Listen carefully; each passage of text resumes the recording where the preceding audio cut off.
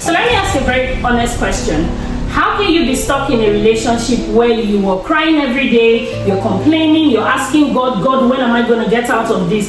But you're not even making any effort to help yourself get out of it. So at this point, I'd like to know, do you think you're in a relationship or are you just in captivity? Answer the question yourself. Act up, you can get smashed up. Act up, you can get smashed up. Act up, you can get smashed up. Dirty ass ass, baby girl, you need to back up. Hello, amazing people. Welcome back to another amazing episode of the Literal Podcast. I'm your amazing host, Ogechi Nze, aka The Phenomenal Oge. And today we have an amazing guest, Trevor. So yes, I'm very excited. Some of you have been asking that, I like it when you have guests on your show. Yes, now we have a guest. Thank you very much. I'm going to be seeing a whole lot more of her. She's like my co-host at this point. Thank you very much. I'm so excited. So her name is Bliss. She's an amazing vessel that God uses. I call her my big sister at this point. She's my friend. She's an amazing person, and you get to meet her. I give you time to introduce yourself. Hi guys, my name is Bliss. My name is actually Blessing, but a lot of good friends call me Bliss, and I just go by that. I am a vessel unto God. I realize that when you're in this life, you have a purpose, and until you find it, you do what your heart leads you, and then in following what your heart leads you, you actually are fulfilling God's purpose. I work clinical, but I also do a lot of empowerment for women, lifestyle changes and things like that. I co-host a show, a podcast, Sisters Narrative, and we're happy to be on Ogechi's beautiful couch today on the Literal Podcast. Welcome, guys. Thank you so much for coming. I'm so happy to have you here. So now let's get right into the business of the day. You might be wondering, what are we talking about today? Today we're talking about something that hits home for so many people. Something that many people are facing but are scared to even speak up about. Something that some people speak up about but get shamed for. While in some people's own cases, they're even too scared to even tell anybody about it. And you might be wondering, what is this thing? It's simply reasons why people stay in toxic relationships. I'm sure you have thought about it. Or you have one friend or a loved one that you feel like is going through a lot, but they're not just saying, send this video to them. And if at this point you haven't subscribed to this channel, I don't know what you're waiting for. Do well to hit the subscribe button to get all the yummy information that we always post on this platform. And like this video, drop your comments in the comment section. Let's know what you think, and I'll be sure to respond. You know how we do it around here. And share this video to your family, friends, loved ones, and even your enemies, because what shall it profit you to not help them? So let's get right into the video. So my first question to Lady Bliss: what exactly do you consider to be a toxic relationship? What's your definition of a toxic relationship? When you hear the word toxic, what comes to mind for you? Well, I think this toxicity of relationships will be maybe defined individually, because what the popular adage says, one man's meat is another man's poison. Yeah. But there are things that will run across relationships that makes it toxic. Are you free in that relationship to be yourself, to express yourself, to air who you are without feeling judged?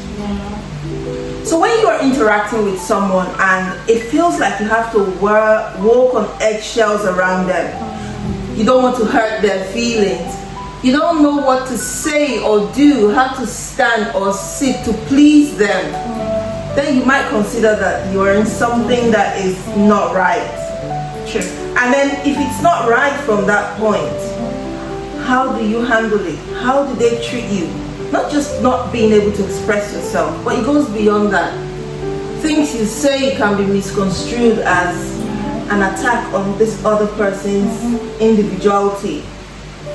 If they blame you for things that naturally would have happened, okay, you went to work late today, you're like, it's because you didn't set the alarm. You have an alarm on your phone, yes. Yeah. And for such people, you find that they've had series of other people in their lives, sometimes not only relationship, sometimes family members who they have blamed at different points. My mother did this, my father didn't do this. And then at the end of the day, you show up in their lives and suddenly you didn't do this. Yeah. So when you're in a relationship where you're having to hide who you are, you're having to check your words before you say them, you're having to apologize for meaningless things, you might be in a toxic relationship. I absolutely agree with you. For me, I feel once you feel like you have to diminish yourself for this person to shine, it's already a problem. That already is toxic. When you feel like you cannot just be free around this person, you cannot say your mind without being judged or without being punished for saying your truth, then that's a problem. If you feel like you have to walk around eggshells, you're always so cautious, you have to overthink everything you want to say before you say it, but you still don't even get it right, even after. Yes. That's the most painful part, because you will finish thinking, okay, he's going to be offended by this or she's going to be offended by that, and then you finally figure out what you think will be okay, and it's still wrong. You just never win. And even your silence is taken as an insult. Exactly. So now you're playing silent. So you're ignoring me. Yeah, exactly. Am I a crazy person? And in your mind, you're thinking, maybe when I'm quiet, I can push for peace when I'm quiet. And suddenly you're like, do you think I'm a fool? Exactly. So now you're keeping quiet. So now I'm a fool. Yeah. Oh my God. You don't win. You don't win. You don't win. Never. So my next question is, why do you think people ignore red flags from the beginning? Because these things don't just show up. You've seen the signs, but you just somehow people just choose to ignore them, or they think, oh, it will get better with time. So why exactly do you think people ignore the red flags in the first place? So what we call red flags, you need to have experienced it one time to retrospectively know that it's a red flag. Right, okay.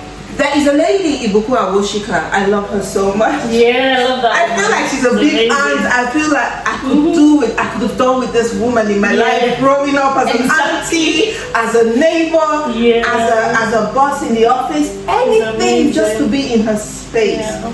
So I love how she tries to empower women, and she tries to tell people, especially young people who haven't gotten into relationships or into marriage. And when you talk of red flags, the thing is, when they're happening, because you've either not experienced them before, they're new to you, you don't think they're anything. You think they're just everyday human occurrences. People are just butting heads. Yes, it's normal in relationship. Me and my brother used to fight. Me and my sister used to fight. So this is just one of it. But it isn't. It isn't, because it repeats itself. How you would know that their red flags are, they sort of stab you a little bit in the place where you are not supposed to be stabbed. So your brother comes in, you ate his food, he ate your food, you're like, why did you eat my food? You know, the little sibling banter and rivalry. But for some things that are like red flags, it makes you question your action, your thoughts. It makes you think, did that just happen? Am I overthinking it, or did I say something wrong, or how should I have said it? You know, this person comes and like, I just told you this, you didn't say nothing. Oh, well, I was thinking about it, I don't have an opinion. Well, is it because you think that your opinion is better than mine? I haven't even given you my opinion. How did you jump into that exactly. So it's a sign of someone who is somewhat insecure, either about themselves, the level they have found themselves, or about you, where you're at. And so they're always on edge, thinking, how can she be where she is, or how can he be where he is? And I'm drudging along. So in trying to measure up, they go overboard. And what Mrs. Ibuku Awoshika would normally say is, sometimes parents need to do the harder work in helping their children understand, educating them, so that when you know what they are and you start to experience them, you can easily point that, you know what, that's what that is. A lot of people don't leave because they didn't know they were experiencing it. Right, so people thought it was normal argument. It's a retrospective perspective. Right, okay. That's an angle, I agree. That people then find out, oh my God, these things were there.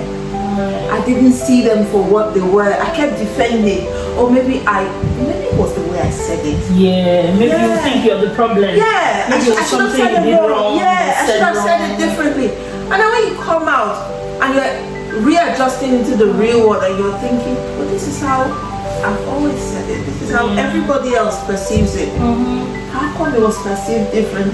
That's when you know those things were really there from the start. I didn't pick them until it got really worse and terrible. Okay, absolutely agree. I feel another thing that makes people to overlook some red flags.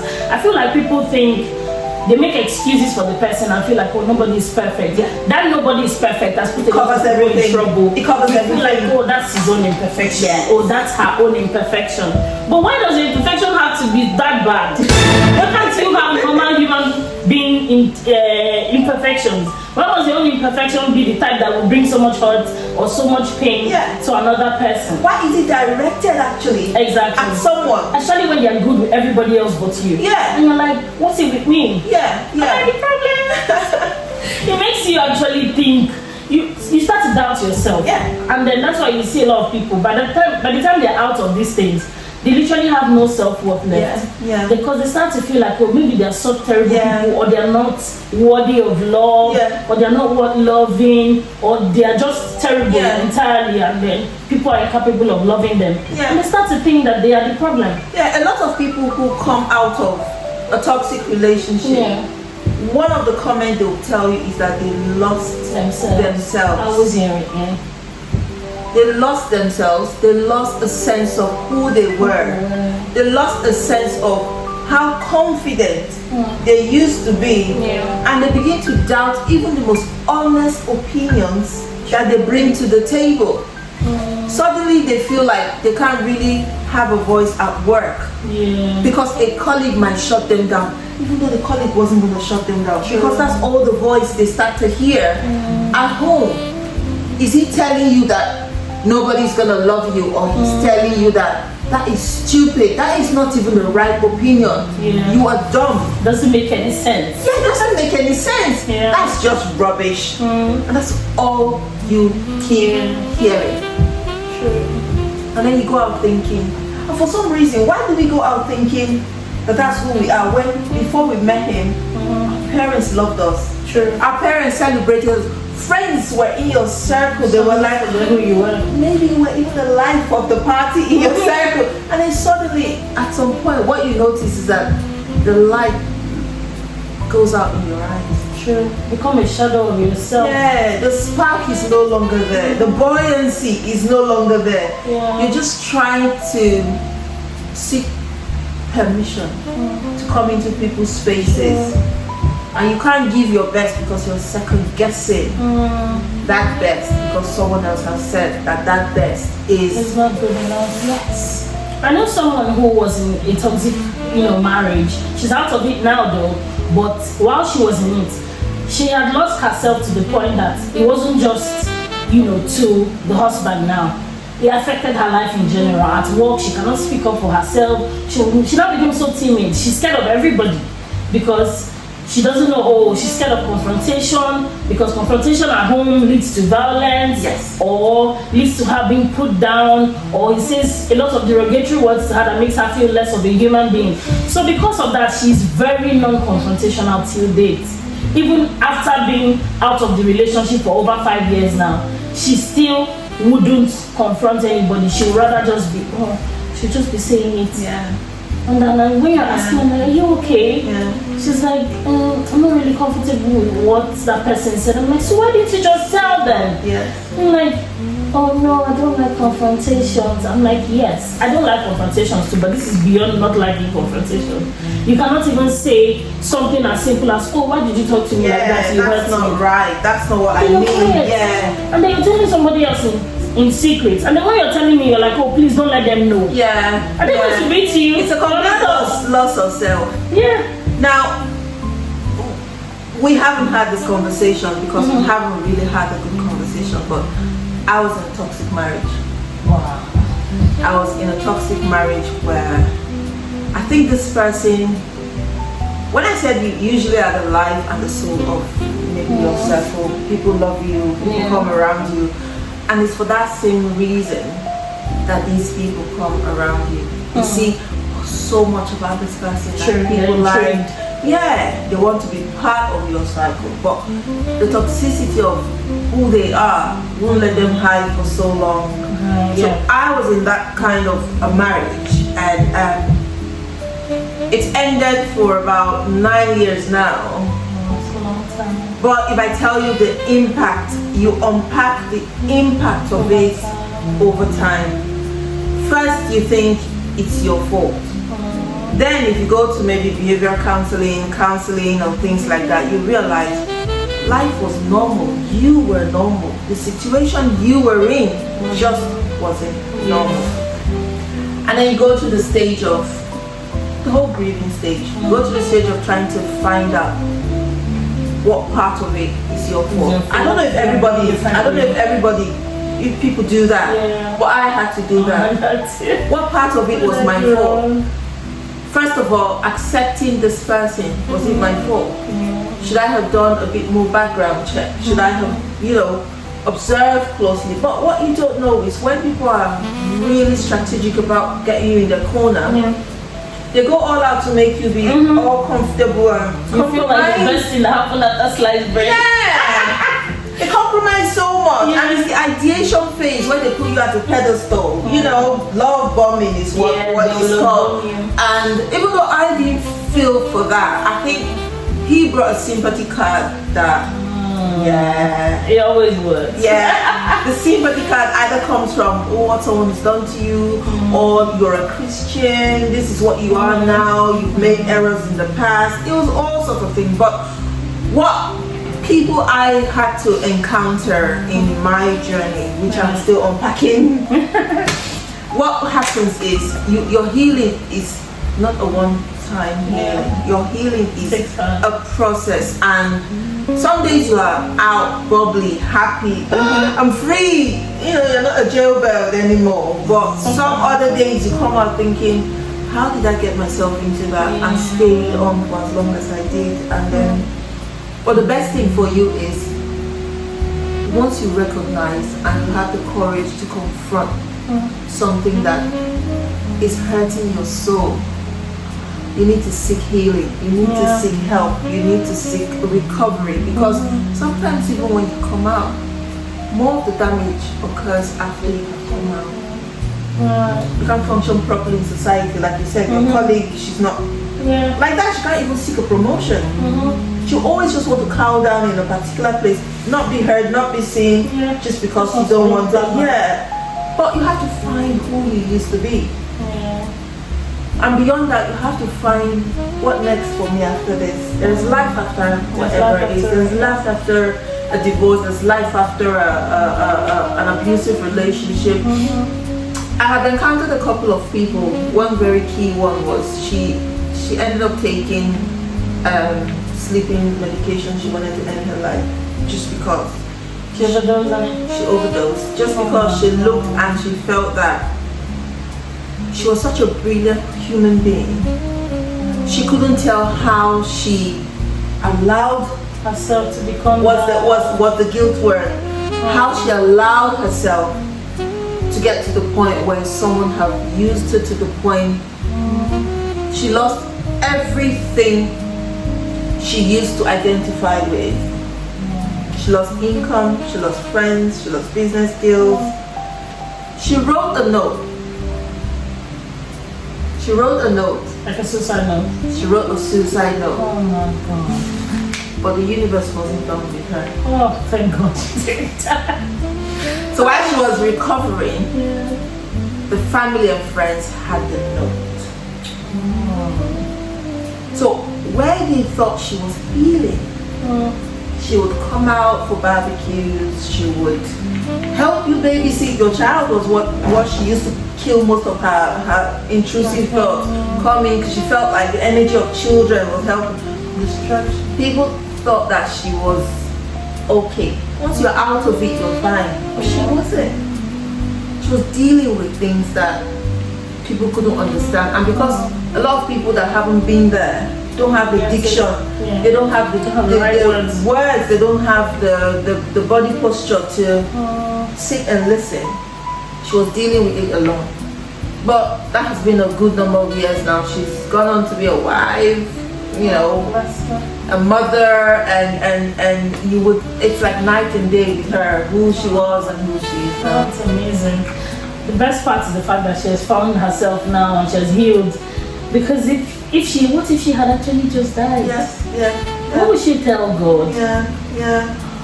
But the thing is, how do you have someone in your circle that's pining And no one notices. and you don't notice? True. How would you notice that this person is actually quietly shutting down? Do you think I feel like they're pointers. Sometimes if somebody becomes unnecessarily withdrawn and they weren't originally like that, that could be a pointer. And then sometimes, for some people's own case, they develop an alter ego and it becomes the opposite. I like that word, alter ego. They develop an alter ego and then instead they start to live a different life outside, and then when they come back home they're like, okay, that's a reality. But when they come out they're like, I'm going to live all the life that I cannot live when I'm indoors outside. And then you see somebody who was normally just a regular calm person is now unnecessarily lively. It's like when the abuser is not around, they're like, oh yes, I can leave now, and they start to do everything that they think they cannot do outside the house. That one too is another pointer. And then for me, another pointer would be if somebody becomes unnecessarily edgy, unnecessarily defensive, unnecessarily aggressive. That too can be a pointer, because some people, in their own case, the anger and pain is just piled up inside them. They're like a ticking time bomb. So once they come out, every little thing, they're always super happy. It's like every small thing, Nigerians will call it pepper body. Any small thing, like their body is also peppering them. Any little thing you do, they're just shouting. You will get the end of the stage, Between what did I do? Why are you reacting? I don't understand. You'll be confused. But sometimes it's a lot of pain that they're just dealing with. Sometimes if you ask people, they're projecting actually. They're projecting on you, because they cannot unfortunately react to the person that way. So they look for where are they letting off that steam. And it's innocent people that get it. Sometimes it's their children. Oh mommy, can I be? Oh get out, don't stop me. The problem is too much. And then you're like, the innocent child was just asking mommy, can I have this outburst is not necessary. It's not needed. But unfortunately they're dealing with things that they cannot handle, so they need to let off these things somehow. And innocent people become the unfortunate objects. It's terrible. So for some people that's their own way of letting off steam. Some other people, they just withdraw into their shell.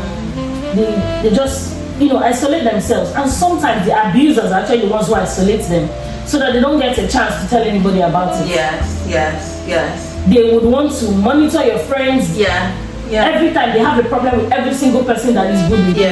Oh, I don't like this friend. Oh, this your brother is this. This your sister is that. This your friend did this. I'll tell you something funny. In my case, we studied something in school, they call it intimate partner violence, but not just violence as in physical. In some cases, there's stalking, there's emotional, there's financial, there's all that. I had a case where my ex cloned my WhatsApp. Cloned my WhatsApp. High level cyber security going on. FBI. They used to recruit him. Cloned my WhatsApp. I was reading all of my messages.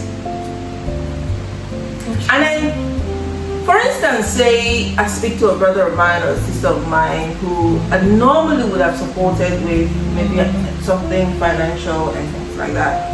And we chat over and like, okay, I'm gonna do that. Just give me some time. I'm gonna do this, that, or the other. Even though I was completely economically free, working and had savings and things like that. A fight will happen in the house when he gets back. It'll be like, it will start in a way where I can never tell where that confrontation came from. So like, how come we have bills to pay and you're busy spending money from spending money family? You know, these things that make you second guess yourself. Did I, how?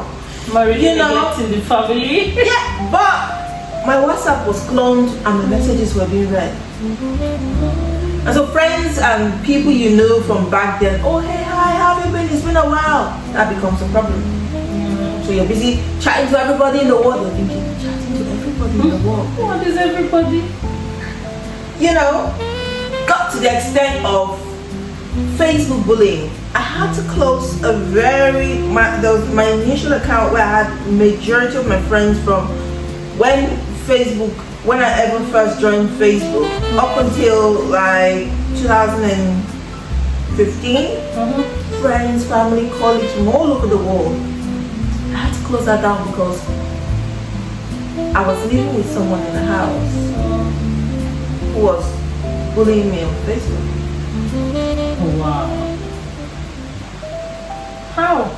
So Facebook chat, you chat with people. How are you? I'm fine. Okay, there was one time I traveled. I went to Israel. I had a course there. It was a lovely time of year. It was a beautiful weather there. So colleagues of mine that we had done the same course in Israel a couple of years before, and we were in a group. They normally put us in a cohort, so we just keep chatting. So when that course came up, I thought, I've always wanted to do this course. It's just come up. I really want to do it, and I went. And then a couple of them were like, "So how is it in Israel this year, this time of year?" Because it was December. It's a lovely weather. And I said, "It's lovely. It's serene, peaceful as usual." You know, to a colleague who was there a year or 2 years ago on a different course, a different time of year, and I had the backlash of, so our house is not peaceful, that is why you travel to. Come on. I can't even begin. How does that even translate to your house not being peaceful? God, these people be doing a lot. Oh God. I was going through that. Friends and family were not aware. I was thinking, did I say that wrong? Should I not have said that? But it is serene, it is nice. You know this Hamilton sort of atmosphere, but in another dimension. Lovely, nice. There's dew everywhere that time of year. So it was nice, it was lovely, it was serene. Oh God. So you might be dealing with things like that and you're thinking, it's me. I'm not handling it well. But no, it's not. It's not. You're a normal human being. You're responding to life how life is giving you. You don't have to second guess how you respond to life because someone else doesn't enjoy your experience or share your experience of life.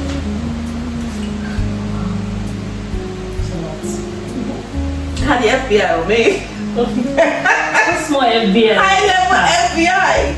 Twisting tech skills. Skills that are in demand. Tech skills that you could use to earn a living. Something else. It was that bad. So what was the wake up call for you that made you think, okay, I think I've had enough? So when it started translating from mental, emotional to actual physical aggravation, Oh my God. I knew. This one, I didn't see it. Well, I thought, I'll tell you something, and that's what Dr. Bukwa Woshika normally says. Like, what you see things in your parents and you think they're normal, or they are normal for you until they are different, or you know, the orientation, culture, and things. I always believe that if a man is talking, shouting, you as the woman, if you're respectful and submissive, thank you. That's what they teach you in Africa. Thank you. So I wasn't wrong. You just maybe not offending, maybe not make it worse. So when I keep quiet, it was a problem.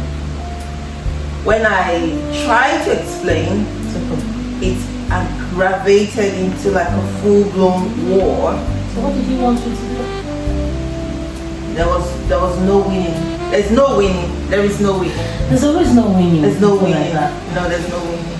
They always find a way to make whatever it is. I thought being quiet was better and winning. So when you rant and all, and then when you calm down, then we can have a conversation. Yeah. I believed in conversations. I believed in we're not communicating right. I even got to the extent I suggested, let's go for counseling. And guess what the response was?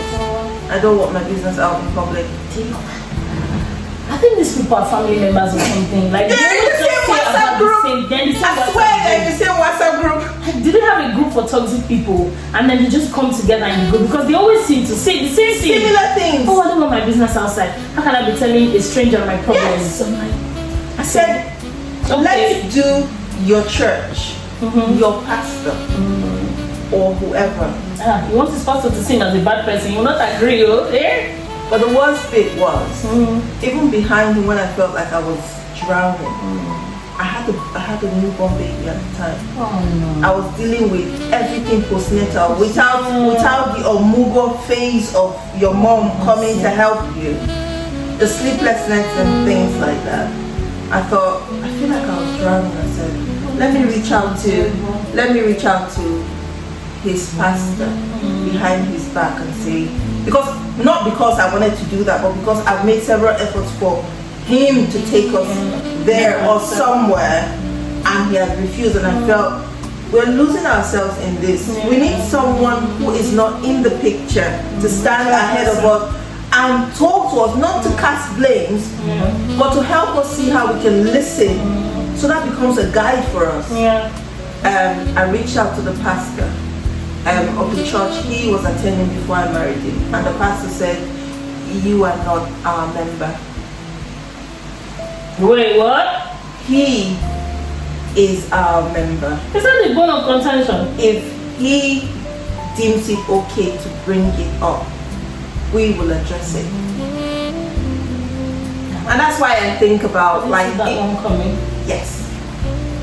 That's why I think about how people could easily die in a relationship, in a marriage that is supposed to be before God and man. And it's after he or she have died that people will say, why didn't she reach out? But she did reach out. You just didn't know. It's terrible. I know some people are lucky. They go to churches where they can actually get support. They attend the church where they actually have support. Only recently that churches have begun to hear what's happening in the media and say, you know what, we could have done better. And it was in retrospect, after a couple of people have died, that the churches started to wake up. Because before it's just a whole lot of, if it's the woman complaining, all she gets to hear is, oh, pray for him. Be submissive. Love him more. Is there something you're doing that you're not telling us, well, what did you do? Even her mother. Yeah, even your mom will ask you, what did you do? Yeah.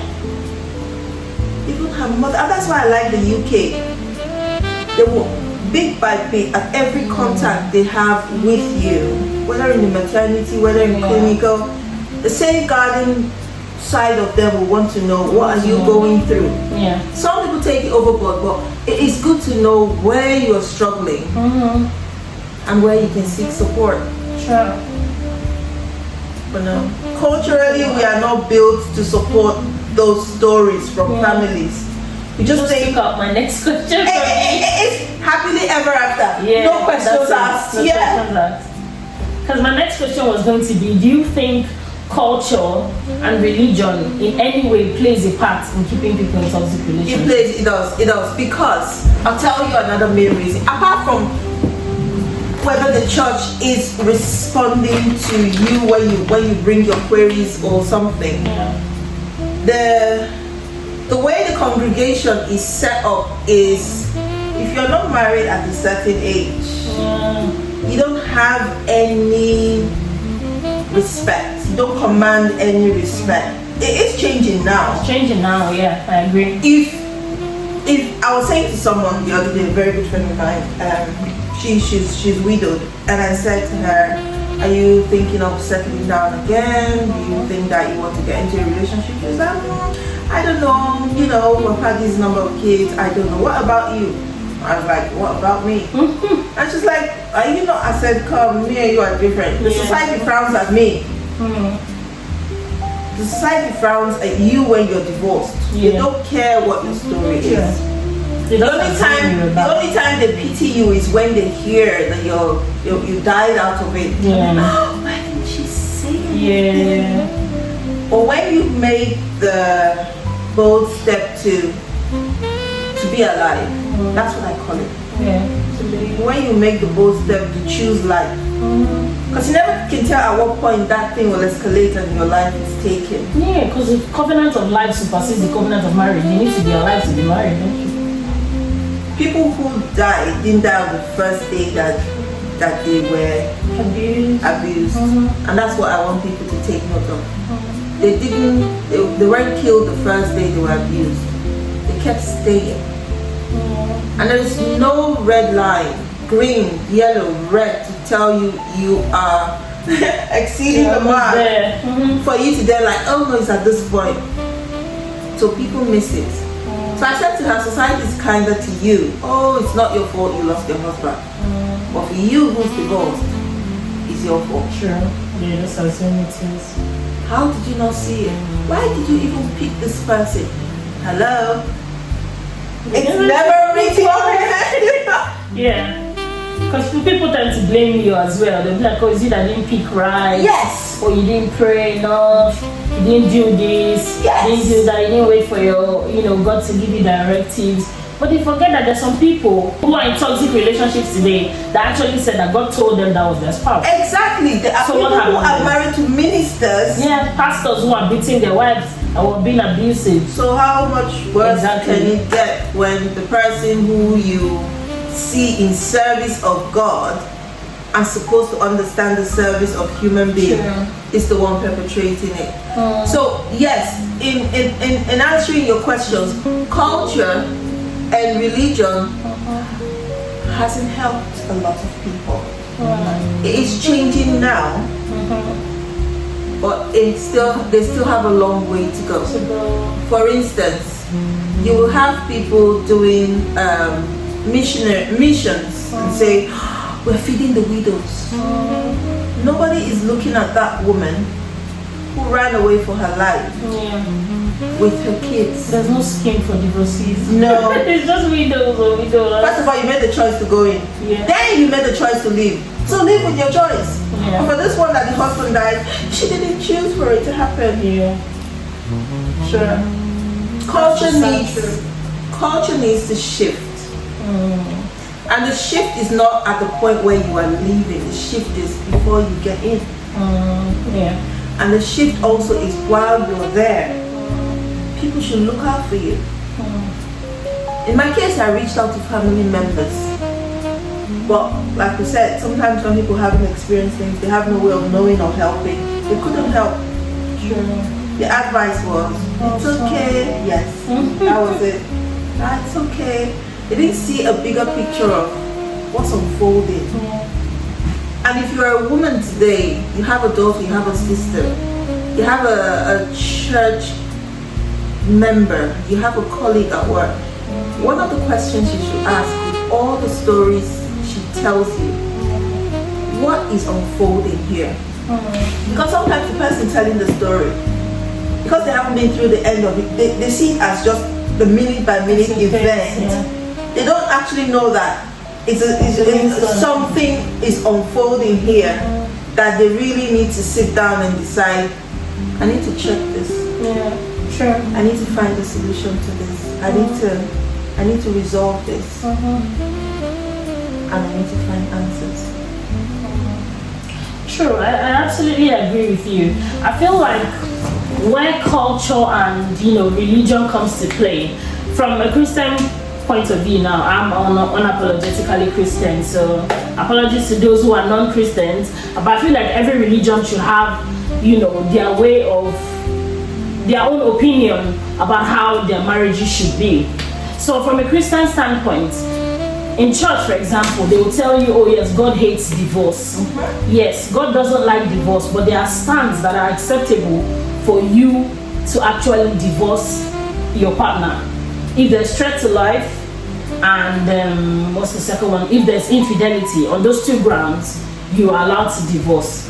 But the church, the same church that still reads that in their Bible, will still frown at it, even if that's what you're going through. Yeah. You hear, why you're not a Christian? Didn't God tell you to forgive 70 times 70? Or you need to forgive in advance. Yes, we know you forgive in advance. But for how long will you forgive somebody who is not willing to change? And could take your life. Even the Bible says, shall we continue in sin that grace may abound? God forbid. Yeah. So why would I keep, on account of oaths, I'm a Christian, I'm meant to forgive 70 times 70. You do something today, I forgive you. You do the same thing tomorrow, the same thing next week. And then the pro max of it next month. And then you tell me, oh, I'm sorry. Oh, I will change. Oh, I will change. And I keep forgiving you because I'm a good, loving Christian. Please, at some point, I'm going to walk out. Because I need to be alive to serve this God that we're both serving. Yeah. I need to be alive first in order for the person to be married. So that's the sad thing. They don't tell people where to draw the line with this whole forgiveness and all that. Yes, I can forgive you, but I don't have to stay. Yes. I'm forgiving you, I no longer count it against you. I no longer bear the grudge. My heart doesn't feel terrible when I see you. I don't feel like punching you in the face when I see you. Oh my God. Yeah. So the pain is gone. What's the sign that you've healed from something? Is the fact that you can think about it or see the offender and feel nothing. Yes. Feel no more pain. That's the sign that, oh yes, you are really forgiving. That's in the say forgive and forget. Do you really forget? No, you don't. I don't have amnesia. You're not going to wipe my memory for me to forget it. So the forgetting part is the fact that I no longer brood over it. Yes. I no longer think of it and feel hurt. And another part of that forgetting is you people can actually have a common ground where you have to talk about children that you have brought into the world together. But in your space, there is no aggression. I can talk to you about this child or children. Bear in mind, some people still carry that personality where they can fight you over opinions and decisions. But you have healed enough not to let it bother you anymore. You've known enough, healed enough to know this is actually them. I used to think it was all about me, that's how I lost myself. But now I found out it is just them. It's their problem. I remove whatever impact it has on me. Have the conversation, leave it at the table, and you deal with it. It's no longer my problem. You have to heal to that point where you can look them in the eye and say, oh, how are you doing? Are you okay? With nothing attached to it, because you have the heart of whatever it is kind of heart you've always had. You can still empathize with people without hating them. Because when I talk about Dr. Ibuku Awoshika, she's like, you don't need to let someone's behavior of you lose heaven. Because you start to have a bitterness, pain, and all the attendant, whatever it is that leads you to sin and iniquity, and you will miss heaven, which is your ultimate goal, because of something that is earthbound. There is no heaven, there is no marriage in heaven. So instead of losing heaven because of something that ends here on earth, why not end the thing here on earth and make your eternity? Want to lose the fight and win the war. Exactly. So when you heal eventually, you can look the person in the eye. You have forgiven them. Don't want them in your space for your mental health sake. That's funny. Some people go back. I always wonder why people go back. Some people go back. Yes, some people go back, definitely. And you might be wondering, now, don't you have sense?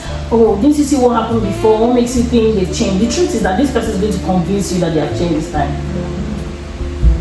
This one now, I'm speaking from experience. This person is going to convince you that this time is going to be different. There's nothing they will not tell you.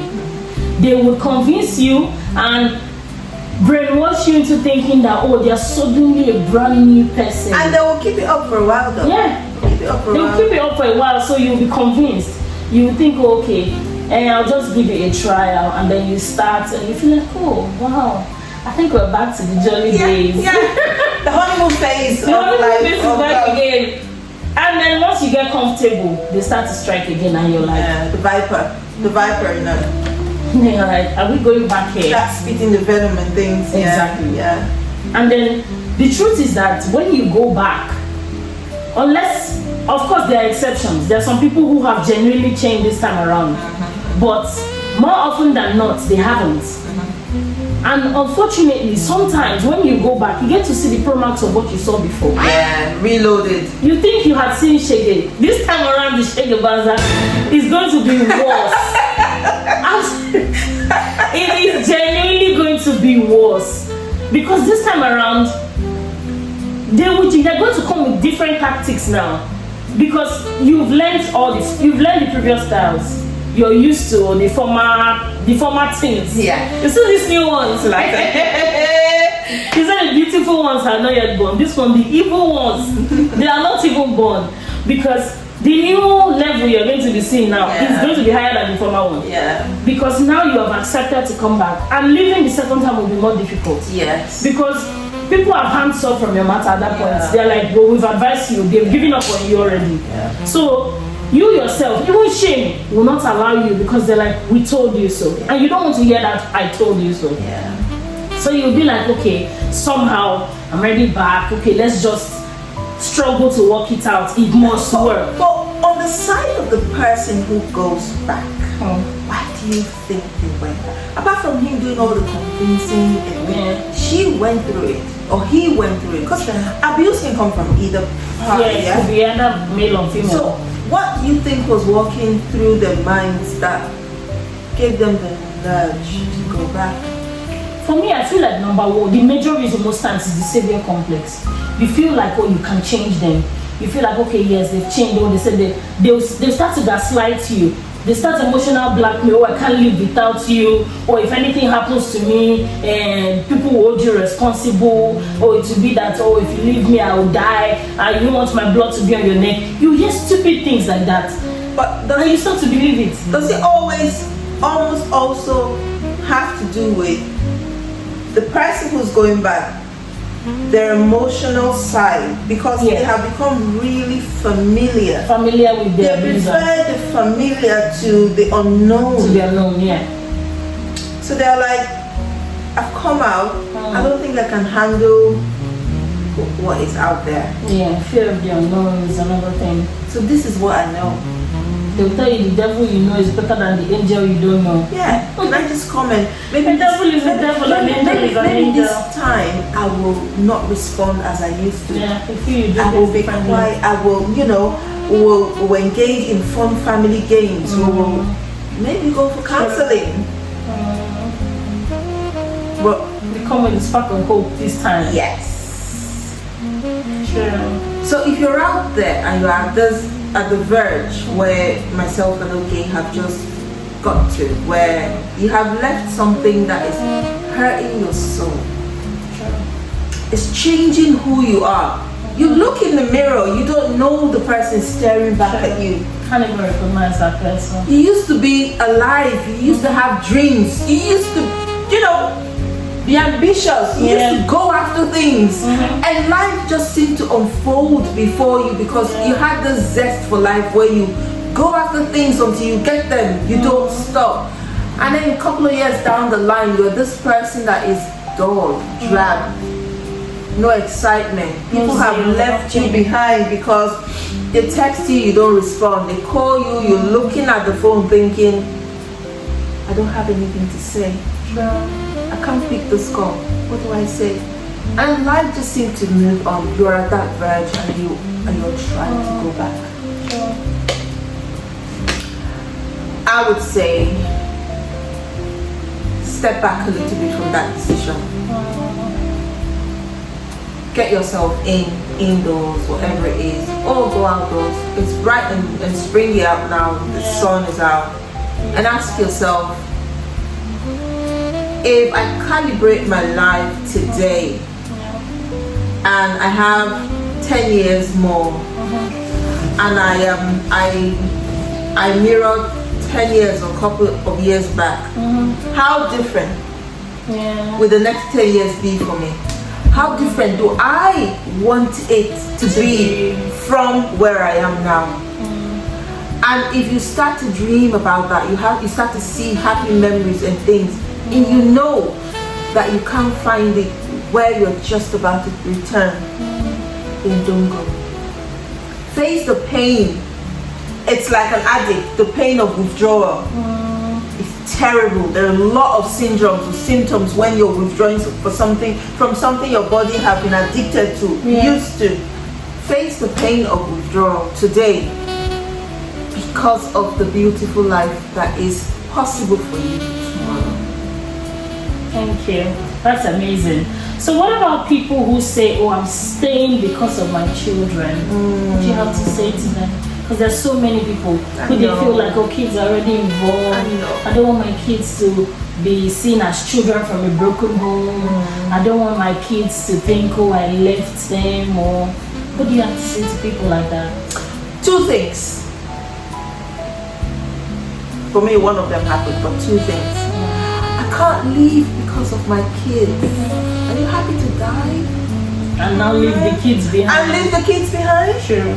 Because that has been option for a few people. We know them. We see them on the media. They couldn't leave because they were considering the children. It got so bad, they ended up dying and still couldn't be there for the children. Sure. That is one.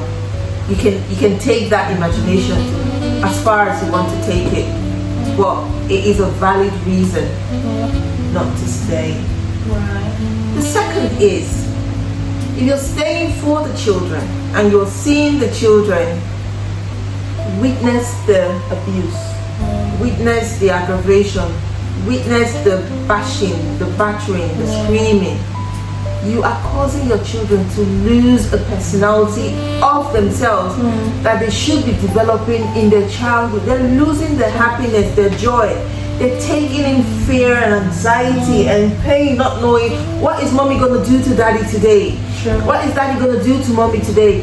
And it's making them to either run away from your presence in the house, stay out with friends and neighbors, and eventually you're exposing them to the elements that your unity as a couple is supposed to bring them and protect them from. You are exposing them to the elements. In my case, and the case of a couple other people that I know, when you take yourself out of a dysfunctional relationship, marriage, whatever it is, you get the opportunity of being a whole healthy adult and allow this other person to try and be as healthy as adult as they can, and then the child gets to interact with you in your healthy space and have the opportunity to interact with them in their healthy space. And what you might term a broken family or childhood or whatever gets built even from a distance. The child gets supported, because no matter how bad people are, I know there are worse people out there. Some people are terrible to partners but are loving to kids, their kids. So if you know that that's the partner you have, not an abusive one to the kids, if you know that he can still or she can still love her kids, remove yourself and co-parent in love. This child sees you, the environment you provide is full of love and support. They're growing up healthy. They're allowed to see the other person in a growing, loving environment. And all they then know from both of you is love. They don't see aggression here or there. Some people that say, I came up from a broken home. I had the opportunity of watching a lot of biographies, podcasts, people who talk about themselves. And the brokenness of the home was in the presence of the two parents. The father's drinking, beating the mom, and the mom stayed until maybe the father died, and they grew up with that understanding of a dysfunctional home, even though two adults were present. I feel that's even worse. It's worse. Because you breed broken children. Yes. Those children come out and all they know is that toxicity. And they perpetuate that in their cycles, in their partners. True. But if you remove them from that and they lose all memory, especially they're young enough and they lose all memory of that, all they take with them growing up is how loving you raised them. Yeah. And how loving they could get from the other parent. And then they form an individual whole. We're not saying it's the best, but in the face of what could be worse, that is better. That is better. Than keeping yourselves together for the children, and all the children are witnessing is hell. Sure. Hell. And more hell that they're going to inflict on people out there tomorrow. Oh, my father used to do that. My mom used to do it. And that's all they know. And you can't blame them because that's all you've given them. That's all the experience you've given them. Because truth be told, I see more toxicity from people who grew up in a home where the father and the mother were present, but yet they had one parent absent. Maybe the dad was present physically, but emotionally absent. Yeah. Or their mom was emotionally absent. They have more damage, they are more broken than people who are in single homes where they feel like they are loved at home. Yeah. Because it's even worse to have the parents and then you steadily still have to fight for attention, fight for their love, or feel like you constantly have to earn it before you can get it. It's even way worse. Because when all they see is fighting, bashing, it becomes normal to them. They withdraw into themselves. They withdraw into themselves. They don't know what time to approach either of you because they don't know if they'll be the one triggering it. And then, so to some extent, some children even feel that they are the cause of that. Especially certain words that are being thrown in that fight. This about the children, this about, they're like, is it because of us? Yes. Yeah. You know? And I hope that culture gets to understand what this plays in the lives of the children that come back out into the society. So that when they see the end result of it, or they can understand the end damage it causes, it gives them a strategy to help intervene. It gives churches a strategy to intervene. Because a lot of government societies are getting it right, but they don't have a context to base it on. They're just dealing with it. Like if you're talking about safeguarding, you mess up in the home, the social worker comes, take your child, and they go. They don't have any cultural, religious basis to support you or the child. Just so if culture can your ethnic group, your community that is supposed to be nurturing and heading and teaching and showing you what the cultural line is, because people tend to lean more towards their culture, right? And so if they have this, 360 view of how things can play out, perhaps they can restructure things and know how they can best support people.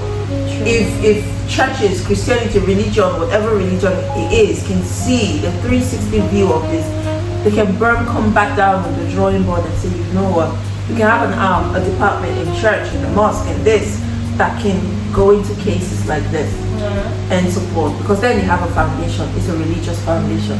They have a foundation. It's an ethnic or cultural foundation, as opposed to the government and the social services just coming and yanking the child off of you. Those children stand way worse chances. Out there. Sometimes in foster homes, because you have your 12-year-old living in homes where a 16-year-old who's already way into drugs and addiction. And maybe your home was just fighting, there was no drugs, there was no addiction. Now the child added fight, addiction, and drugs. So many other things. I'm upset with you because they hate you for the way their life turns out. We should be able to win with these children because they are the ones that bear the brunt of. So when two elephants fight, it's the grass that suffers, isn't it? So yeah. Okay, absolutely agree. So now for people who don't know what to look out for, people who don't know what these red flags or toxic traits are, can we mention some of these toxic traits? What exactly are the pointers? What are the things you need to look out for you to say, this is a red flag, that is a red flag, I need to seek help or I need to run? I think the first couple of things will be, there's a blame culture around these people.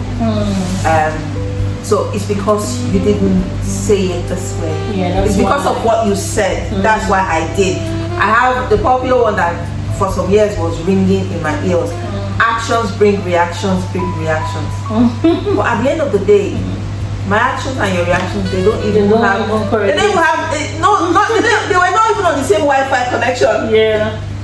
True. Yet it happened, or it's happening. Yeah. So sometimes people blame you for what they did. They say it's the way you said what you said, or the way you did what you did, that made them. So there's a blame culture. So the blame culture is number one. There is there's a clear-cut aggression. Aggression number two. There Is is taking notes. there is gaslighting. Oh, that's like a king of them. Yeah. But the thing is, when it's happening, you don't know it's gaslighting. True. Because when someone says something, you're like, beg your pardon, sorry. And I'm just joking. Yeah. After a while, it becomes very familiar. You don't challenge them anymore. You Yeah. start to tolerate. You start to accept, You get used to it. and then it's taking over you. True. There is some level of economic control. Okay, so that's number four now. So finances, either she's not working, she's still studying, he has the finances, or the other way around. Yeah. He's still finding his footing. She has all the economic control, she has all the money. So she feels you have to do what I say, otherwise I'm not putting out. on the streets, Yeah. Yeah, true. You feel like you have to stay to survive. I almost want to share a story of where someone took someone's keys in the house and said, you need to leave my house before I get back. It's not a relationship, it was a marriage. Wow. So they're just trying to be sure that you don't have any way of getting in once you're kicked out. Yeah. And it was in a setting where this person is isolated enough that they didn't have family members in the same town, city, or country, and they had children. Wow. So, that might be a topic for another day, guys. Be a topic for another day. Sorry for another day. Sit tight, subscribe, you know, And you get to like, hear the gist of the put it in your comments if you want to hear that story. Yeah. It's a long story.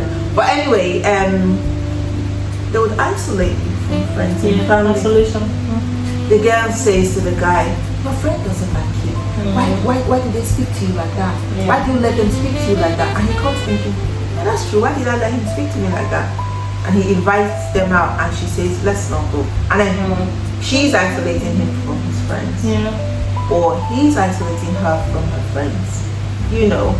Sometimes a different angle. Yeah, it is. Sometimes it's, oh, your friend doesn't like me. Yeah. So how can we be in a relationship? How can Yeah. we be in a marriage? Yeah. And then you're friends with people who don't like me. Yeah. That's like an insult to my personality. You Yeah. have to hear things like that. Yeah. That's another angle it could come, come from. Before you know it, you blank those people out because you're trying to prove to your partner that you love them. Yeah. Another aspect of that same angle is, why is that guy, your friend you've known for ages, did not choose to marry that one? They suddenly like you. Choose to marry this one. Yeah. And then saying, why is that your friend? Yeah. Why is that your friend that? Not like you. I know, granted, we say Sure. when you're married to your partner, he should be your best friend as much as possible. Yeah.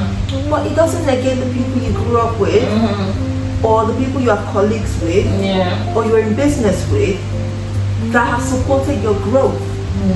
It becomes a wider circle of friends if you all come together. Yeah, They bring their friends is partner, friends. you have your partner, and it's a wider circle. But Yeah. because they want to shrink your circle, they start finding fault with the girls you hang out with. How is she wearing that kind of trousers? How is that trouser so? How did she wear trousers to church? Oh my God, don't take me back. How can you be friends with such a person? Yeah. You They're know. a bad influence over you. Yeah. And it now becomes like you don't have sense of Yeah. your own. You now be wondering, But you've been the one picking your And friends God since helps, nothing and happened. God helps you. You have a friend that either broke off a relationship. Bad example. Exactly. So that's how they Can go you be about. friends with them? Yeah. So it's Yeah. any and everything to keep you isolated that you don't see. Yeah. You find that some people I know have had to go back to mend fences with friends they broke off with without a fight Yeah. because of the partner. Because of the partner. 10 years after. Even family. 10 Some years people are after. isolated from your family. 10 years later, and you walk with your face shamed, saying, I'm so sorry. I didn't know what came over me. Sure. But at the time, that was the only voice in your ear, chirping away. And you had to do it because some reason they give you a body language that feels like, is this person still texting you? Yeah. Why is this person still calling you? So, isolation. Yeah. It's a big pointer. And then there's the other one of the, I don't know how to define that one, but where they sort of want to chip away at your personality. Is it because you're educated? Is it because you have a master's Oh, they start to success shame you. degree? Yeah. No, people broke shame people and they start. They also success I shame like people. that broke shaming. We need to come to that. They will broke shame you if you like, and it's because you feel like, you're inferior because you don't have this, or is it because you don't have that? That's why you're making me feel like I'm a bad person. Yeah. Then when you are not the one who's succeeding, they start to success shame you too. You just cannot win. Then it's like, okay, because you have money now. Yeah. That's why you're talking to me anyhow. Because you feel like you have a job. Yeah. You feel like you're making a few cents to your Oh, is it name. because you have a master's degree? Exactly. Do you think that's... You think you're better than me? And all of it, God. guys, all of it is mostly someone who is dealing with their own self-worth. Yeah, they have self-esteem issues. Self-esteem issue, what they bring to the table in the other cycle where they feel other people are doing better than them, and you are the only person that's vulnerable enough that they can project that on, You just project the insecurities. and the insecurities, and then God help you if you actually start to do better. It's worse. Yeah. So such things are signs of you being in a toxic environment. Sometimes the other gender in the relationship, check yourself that you are not enabling that toxicity. Yeah. Some people grow up from homes where the father is always fighting, so they feel like for you to ever gain any attention, you have to stimulate a fight from your partner, and then you go and you awaken the dragon. Yeah. And then it becomes, True. Because that's the problem of having a presumably complete home where the father is there, the mother is there. But all you're living with is toxicity. That becomes normal to you. But the truth is your normal really normal? Exactly. You grew up seeing your mom being hit by your dad, being abused, being insulted, and to you, that's normal. You say, it's a man's thing. Yeah. And then, unfortunately, you're grooming your daughter to say that it's okay for a man to hit me and I will stay. It's okay for them to abuse me and I'm there. And then when they report to the older wives in the family, the grandmoms, the moms are like, my daughter, it's their men. And that's how they are. You are the owner of the home. There is a way you will behave. Sure. She has tried everything. She had twisted herself out of shape to keep behaving. Listen to them when they come back home to say, I am struggling. Sure. Because you might just be that voice that will save them from the impending doom that's just round the corner. Listen to them. And some people are so ashamed or afraid to call the guy to say, let's have a chat. What's happening? Like, no, if she hasn't called us into her business. Like the case of the pastor I talked about, I was blown away by his response. I thought he was okay. You know what? Let's hear you out. Let's see how serious your issue is. and then let's see how we can intervene. At least hear me out first. Yeah. And then decide, you know what, it's just a woman blabbing, it's just a woman nagging. Yeah. Or, oh my God, this woman is almost gonna lose her life. Sure. We need to intervene. But for you to just take it from there and just don't care what it is, you're not representing God. Yeah. You're not actually helping to steward a marriage as a union, because I don't know what you don't want to do. I don't know what it is that you don't want to do. You know. Well, recently, someone was telling me about a lady who is married to a pastor.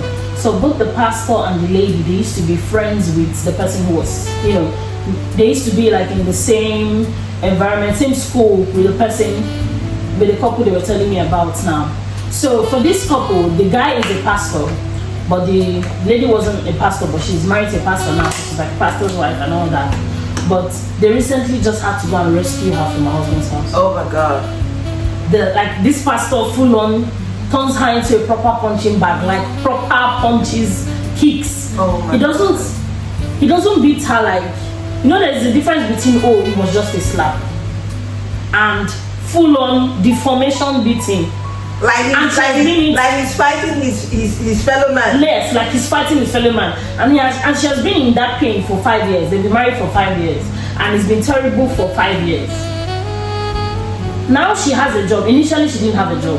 But at the moment now, isolation, at the moment now she has a job. And the painful part is that they live here in the UK at the moment. So I'm like, I thought this violence thing, I understand it happens in Africa because there's more enablement for it.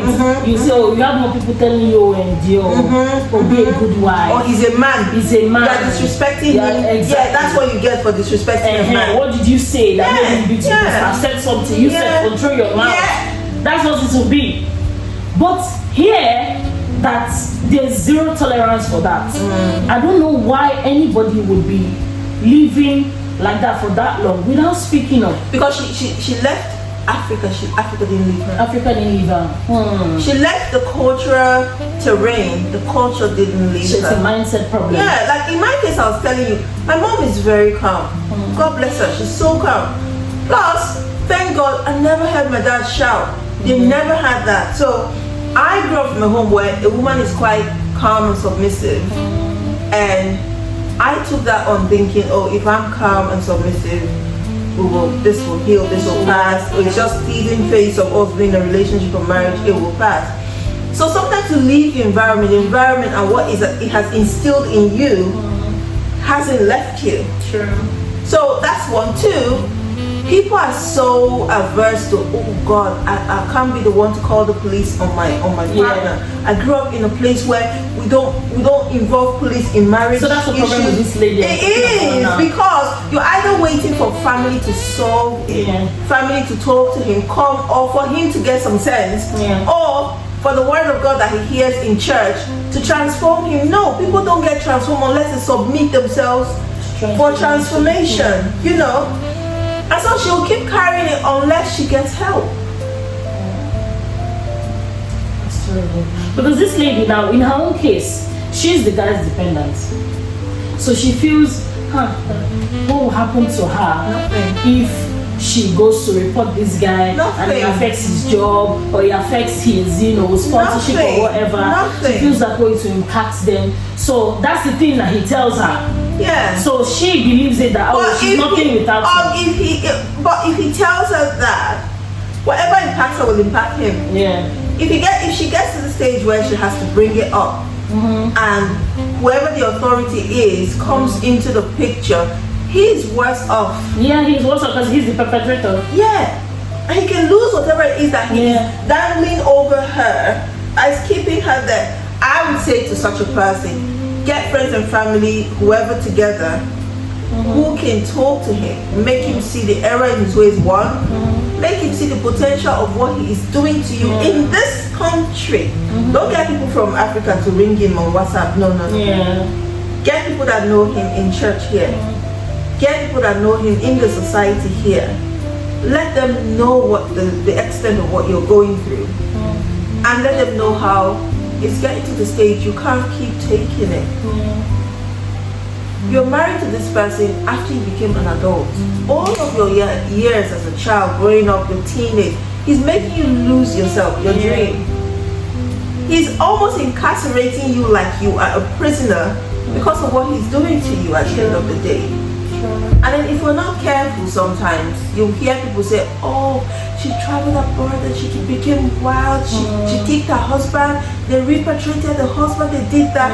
That's what you hear here. Yeah, he should listen first. Becomes African women, no, they will Exactly. their husband out. Once you go abroad, that's what they go do. abroad. But what they don't know is the behavior he had when he was over there. Yes. She tolerated, the environment was different. He carried that behavior here, and over here it's not tolerated. Sure. What should have changed or what should have shifted should have been his behavior.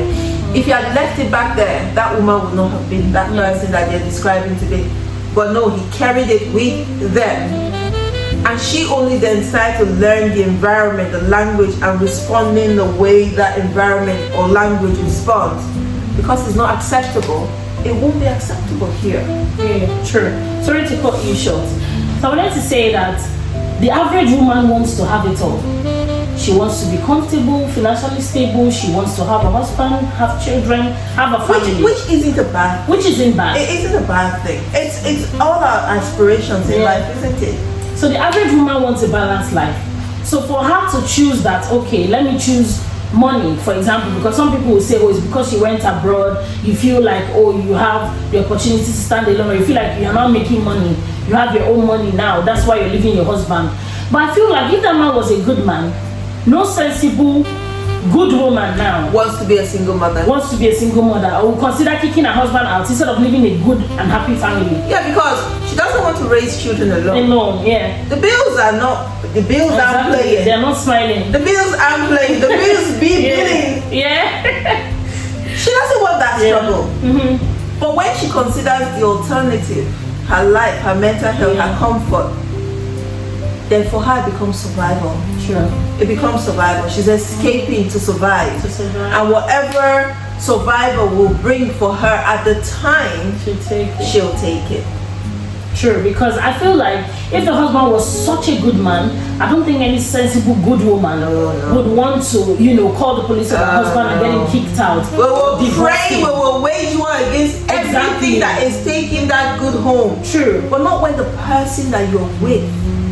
So you'll find that sometimes when a couple is struggling with bills, one person doesn't have a job, there is attack from family, and that they bind together. Yeah. They hold themselves together through that storm. Yeah. But then how do you bind with the one that is fighting you if that is your fight? Sure. That's a battle you don't win. Yeah. Because the one you're supposed to be together with, you are against the world. It now becomes you against me.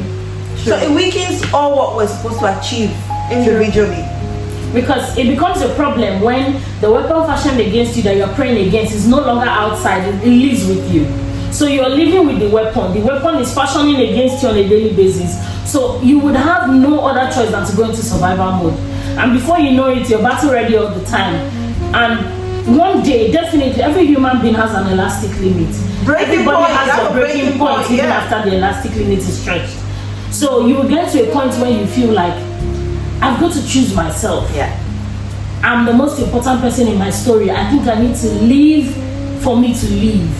So I need to LEAVE now, leave this situation for me to LIVE, live as a human being. So that's when it now becomes, I think I need to choose me. And then you take a walk. But it's at that point, after you've taken a walk, people don't think about what got you to that point where you take a walk. All they see is the walk you took, and they start to judge you. They don't even know, they haven't walked a mile in your shoes. They don't know what you've been through. Some people don't even ask questions. They automatically assume, she's a bad woman. She threw her husband out of the house. Oh, you went abroad. This man brought you from Africa and brought you here, and you turned against him and kicked him out. Some people genuinely do that. Some women are terrible like that. They actually do that, and the man was genuinely a good person. So in that that's not the case. In that case, she becomes the person we're talking about. Yeah, she becomes the toxic person. So it's not gender related. Yeah, it's not gender related. It's becoming gender neutral as well. It goes left, right, and middle. It goes everywhere. But the thing is, before you judge someone like we were just talking about, Know their story. know their story, Understand it. imagine it first. Because Yeah. sometimes it's difficult to understand it Yeah. if you haven't lived it. Sure. Some of us who talk from lived experience, people still don't understand the extent of what we are Yeah, saying. true. Because we just take the toppings, throw it at you, and you're like, oh my god. But yeah, there are depths to it. People actually have battle scars. People are actually survivors. And when you're surviving, it cuts across a lot of things. You have to financially become stable. Yeah. You have to root yourself up, out, and start all over again from ground zero. True. Where people are built up to lintel, ceiling, you're starting from ground zero.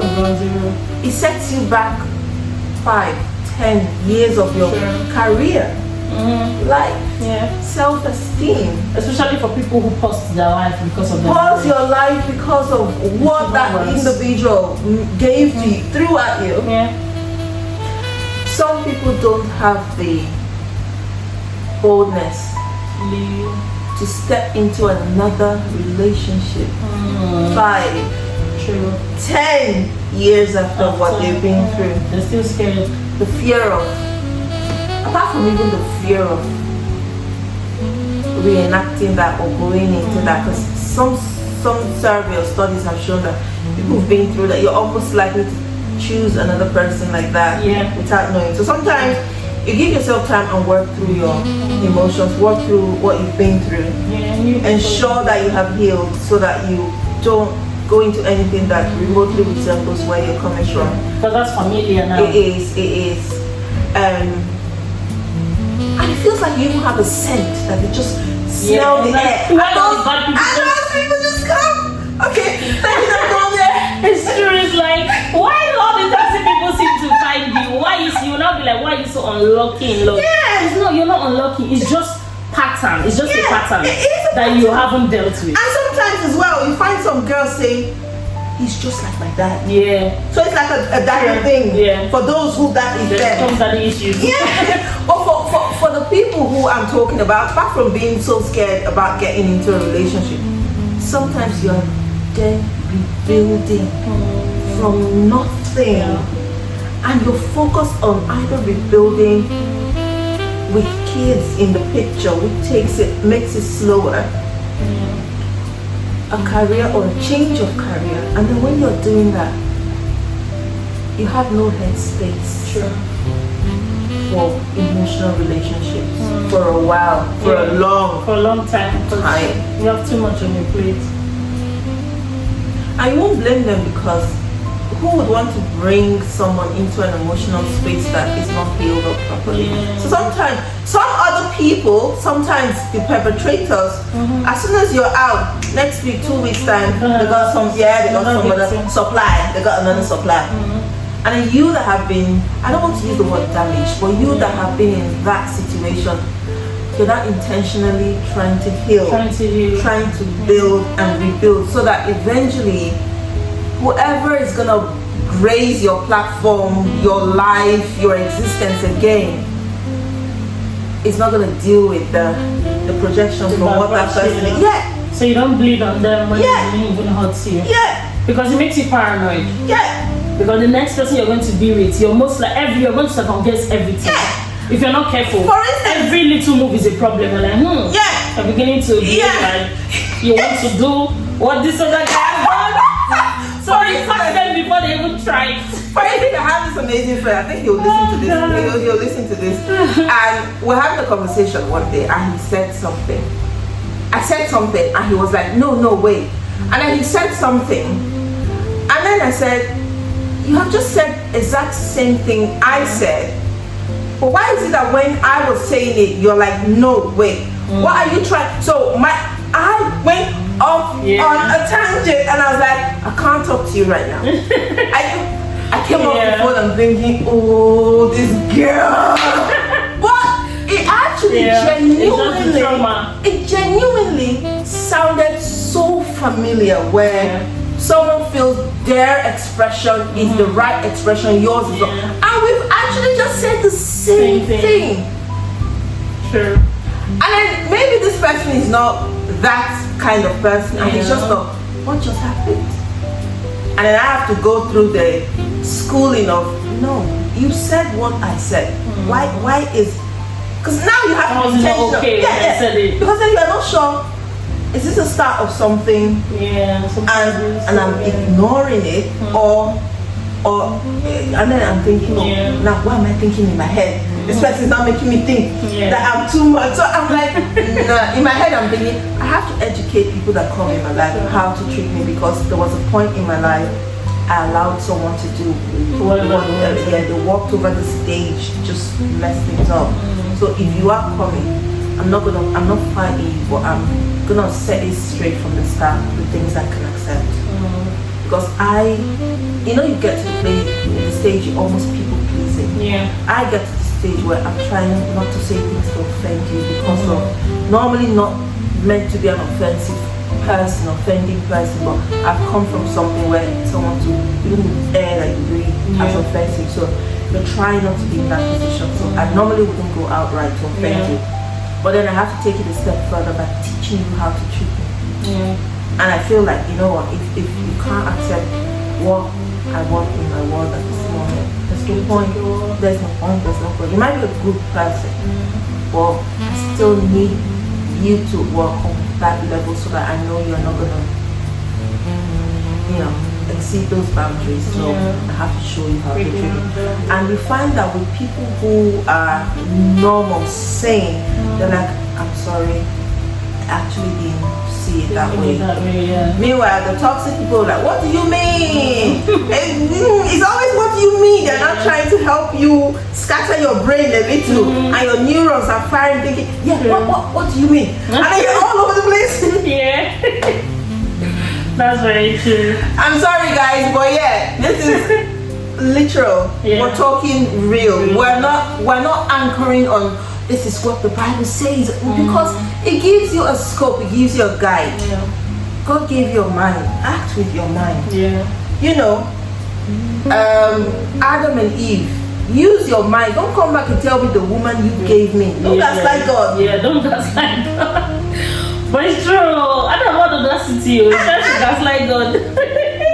Accept your actions. You're like, but it is how you said it. It was the way you did it. How did you put this kind of woman in front of me now? Here, look at what I've done because of you. Look at what you made me do. You see some people cheat and say, oh, it's because you did this. It's because you were not doing this. That's why I felt it was time to, I need to, sort myself out outside. It's because you didn't do it. That's why I did that. That has just brought me to a conversation I had literally, I think a couple of hours ago, a day ago. I came off that phone call crying. I'm not going to say her name, but I know that she's such an amazing person. And for a couple of years, they couldn't have kids. And she had to go through a procedure of IVF and getting all the hormone treatments and things like that. And of course, too much hormones on you, it made you gain weight and things like that. And her husband started going out. And then when the day she was brave enough to have a conversation with him to say, I know what you're doing, I've seen what you're doing, it's hurting me, I just been turning a blind eye because I wanted peace in the home. Guess what he said? He went and got fat.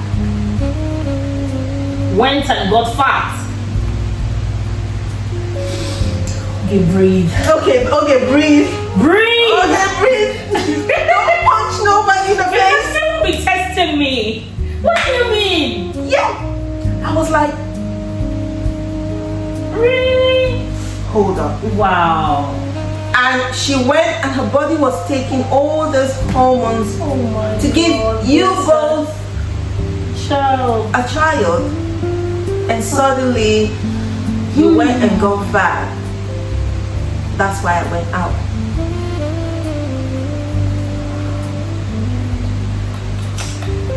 Okay, there'll be another version of this conversation. The ones that even tell their wives, it's because she put on weight after childbearing. That's the reason why I no longer find you attractive. So that's why I'm gonna go out. No, that's not why I'm gonna go. That's why I went. Oh, that's why I went. Because it's always the excuse. Always have to go? Did they tell us when they're gonna Don't go? tell you. Don't- Exactly. It's why they went. This is why they went out. And I'm like, that damage came from birthing your children. So hello, what do you mean? Like, because I have put on weight, oh, and my belly is big, or this is that. You're not saying, oh, that is the reason why. For Christ's sake, she had 3 cesarean sections. Her belly is bound to be big. Exactly. FYI. I'm like, are you even kidding me? What happened to walking through that process with her with I love? was gonna say, yeah. What happened to saying, oh, babe, I can see you put on a lot of weight, and I really preferred you when you were on the smaller size, but we're gonna walk through this with you. We can do this together. Look at we can get back. That statement is already getting me to the punching face. Why do you have to? Why do you have to wait until I get to that point? Yeah, and then you're telling me what you prefer. Exactly. Do you know what I would prefer? I would prefer you when you walked to Shell and Chevron and you were able to give us money and buy us a house and fly us abroad. And Exactly. Everybody has what they if we're coming prefer. to preference. Yeah. We all have what we would have preferred. So instead of bringing it as oh, it's their fault or I don't like how you look now, why not just in love say, oh, babe, I think we've put on some weight, which is normal from childbearing, but can we try to work on it? Let's hit the gym together. And both of you go to the gym. Yeah, you If do it's the weight gym, loss products, you buy the products diet. and bring Yes, you it. do the diet. If you want to pay for her to have body surgery, Yes. bring the money. Bring the money. She will go and have the hourglass Exactly. figure for you. I know someone who has a BBL. I mean, some husband that, you know, husband literally took her there and was like, oh. There's a lovely lady. I see ladies there's a look like lovely that. actress I follow. She's Yeah. lovely. What's her name? Bam Bam. Bam Bam. Oh my god. Yeah. I followed one of her stories. I followed. There was a documentary she put out where she documented video. surgery. Yeah, Oh, her yeah, I saw surgery. that. I followed it and I thought this is actually nice. Yeah. This is better than saying I went like out. how you I look. went. Yeah. I went out on you because. Yeah. She actually knew. She had pre-eclampsia, she had surgery, she had that. Your body don't recover from them things, guys. Forget that your mom had 7 and she still looked like a shandy. Yeah. Sometimes back then there was a lot of hunger going on. People weren't eating well.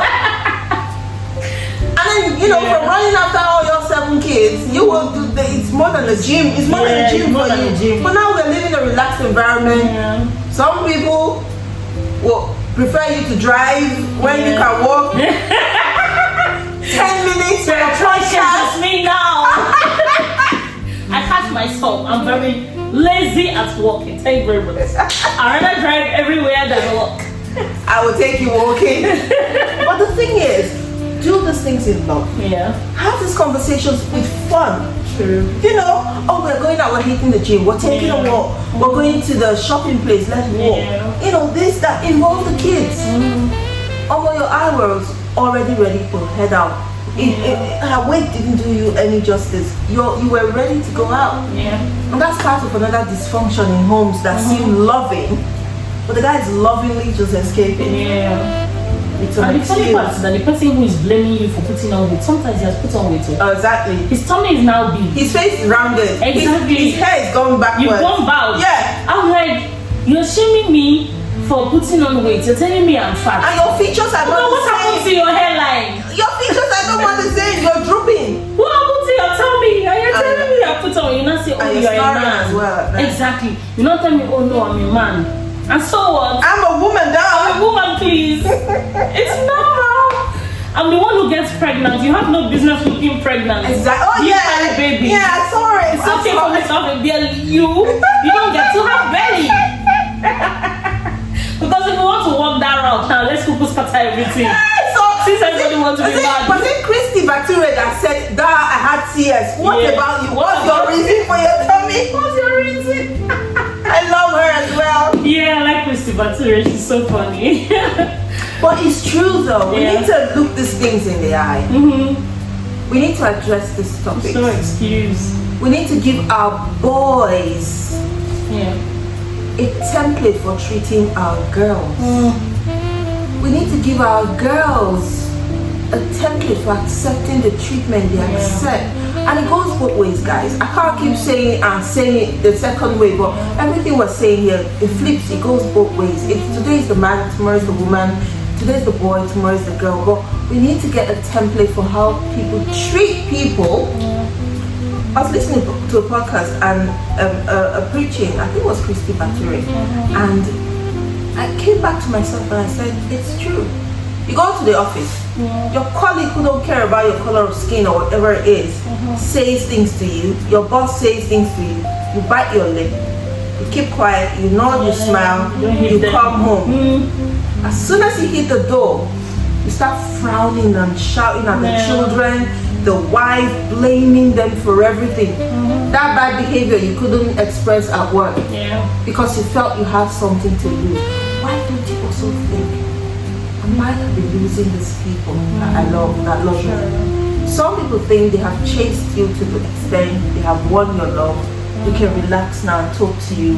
However, we can treat you that way. I've heard that, like, it's because I'm familiar with you, that's why they don't want to just see my bad sides. And I was like, there's some women who will say, when the relationship is now getting to flatlining, they stay out of trouble. Just because they feel like, let him respect me small. Everybody's so quiet. Not like it's a good thing. That's another level of damage. You come from, damage because you're not normal for you to think that this is a problem.